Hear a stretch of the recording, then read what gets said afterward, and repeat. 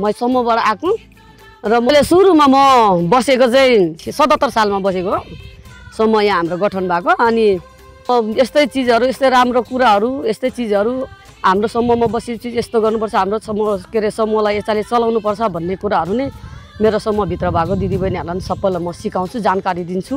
मैले जति जानेको त्यति कुराहरू म सबै चिज भन्छु। पहिले सुरुमा त मैले 10,000, 20,000, 30,000 यस्तै गरेर निकाल्यो आफ्नै यस्तै केही यस्तो तरकारी खेतीहरूको लागि। अनि फेरि पछि आएर मैले एकचोटि 2 लाख रुपियाँ पैसा झिक्दाखेरि चाहिँ मैले वहाँ पारी यो खोलादेखि उता पारी मैले 7 कट्ठा किनेको छु। अनि त्यसपछि फेरि एकचोटि निकाल्दाखेरि चाहिँ मैले पसल राखेँ। अनि यो बाजीको निकालेको चाहिँ मैले उयो गरेर यो घरेटी मैले 3 कट्ठा घरेटी मैले किनेको हो, यो जग्गा किनेको हो। अनि घरहरू त हामीले अब हामी 2 बुढाबुढी श्रीमान श्रीमती नै हामी यो मिस्त्री काम, घर बनाउने डकर्मी काम, अब श्रीमान मिस्त्री काम गर्नुहुन्छ, म अब श्रीमानसँगै नै लेबर कामहरू यस्तोहरू गर्छु। अनि त्यस्तै गरेर नै हामीले जाले नै अहिलेसम्म गरिराखेको छु। चाबी तपाईँ लिनुभएको छ आमा? ल्याउनु ल्याउनु।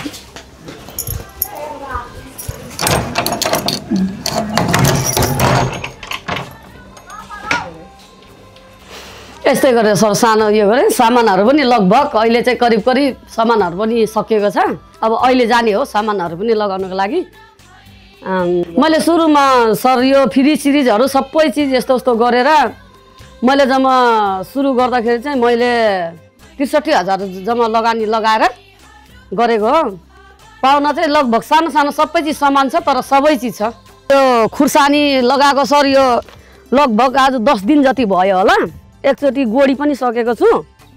अनि अब यो पानीले गरेर यस्तो छ। अनि बोडीहरू सबै थोक, हरियो सागपातहरू चाहिँ सब थोक लगभग लौकाहरू भयो, परवल भयो, बोडी भयो, अनि यता खुर्सानी यस्तो चिजहरू सबै, मुन्गाहरू यस्तोहरू छेउछाउ सबै थोक लगाएको छ। अब पानीले यस्तो बिस्तार अब योहरू गोड्दै यो गर्दै यसलाई चाहिँ गर्नुपर्ने हुन्छ। अब हाल भयो, अब चाहिँ यो बारी सबै ढाकिन्छ। श्रीमान यो मिस्त्री कामहरू गर्नुहुन्छ। छोरा बुहारी बिहा गरेको छ। अब भनौँ न छोरा पनि बाहिरै हुनुहुन्छ र छोरी यसपालि छोरीले के अरे +2 दिएर उयो गरेर सबै चिज सिद्ध्याएर मम्मी अब म बाहिरैतिर जान्छु, यताउता गर्छु, हामीले पनि पैसा कमाउनु पर्छ भन्ने सोच बच्चाले राखेछ छोरीले। र अब छोरीको अहिले मैले यही पैसा छोरीलाई विदेश पठाउने पैसा मैले गाउँघरमा खोज्नु जानु परेको भए कतिले मेरो छैन यस्तो, तैँले खाएर भात छ, तैँले दिँदैन, मसँग ऋण उठाएर तैँले तिर्दैन, यस्तो दुनियाँ कुराहरू, दुनियाँ तनाव कुराहरू मैले सुन्नु पर्थ्यो। तर लघुवित्तले मलाई दिएको छ, मैले गरेको छु, सबै चिज गरेको छ। लघुवित्तले मसँग त्यस्तो केही तिमीले यहाँबाट पैसा निकालेर लगेर तिर्दैन होला भनेर मलाई भनेन। दैनिक किस्ता तिर्नुहोस्, समूहमा राम्ररी बस्नुहोस् भनेर बुद्धि अर्थी दिएको छ।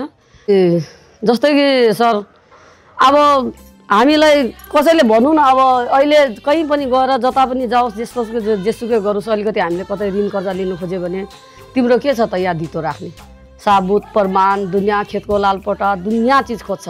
त के गर्नुभएको छ नि मौली यो लघुवित्तले चाहिँ के गर्नुभएको छ भनेदेखि एउटा विश्वासमा यहाँ गाउँमा घरमा त्यतिकै उ भएर बसिएको जनताहरूले हामीले चाहिँ ऋण लगानी लगाउँदाखेरि केही गरेर खाओस्, केही होस् भनेर लगानी लगाउनु भएको छ। त्यसमा मलाई धेरै खुसी लागेको छ। र यो कुरो अर्को फेरि हामीलाई जतिखेर चाहिन्छ त्यतिखेर हामी यहाँ गाउँमा कुनै बेलामा परेको बेलामा हामी पैसा खोज्नु गयो भने हामीलाई 36%ले दिन्छ।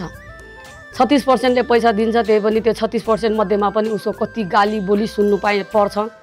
तर जब हामी यहाँ लघुवित्तमा बसेर यो उयसमा साझा केन्द्रमा हामी बसेर केन्द्र घरमा हामीले हाम्रो साझा केन्द्र खेलेर उयो गरेर बसेछ, हामीलाई अहिलेसम्म कहिले पनि महसुस भएको छैन कि हामी गरिब छौँ भन्ने कुरा चाहिँ महसुस भएको छैन सर। हामीलाई चाहिँ लघुवित्तले चाहिँ त्यति बलियो बनाइदिएछ कि हाम्रो आत्मा त्यति बलियो बनाइदिएछ।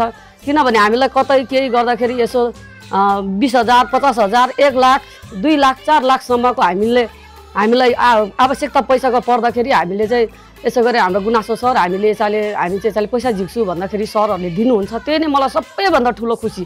अरू चिजको मलाई उयो छ छैन त्यो मलाई थाहा भएन सर, तर मलाई मनको धनिक चाहिँ हामीलाई लघुवित्तले बनाइदिएको छ है। हामीले जहाँ गएर जस्तो गरेर म जग्गै किन्छु भन्दा पनि मैले पाइएको छ, र यसले म तरकारी खेती गर्छु भन्दा पनि पाइएको छ।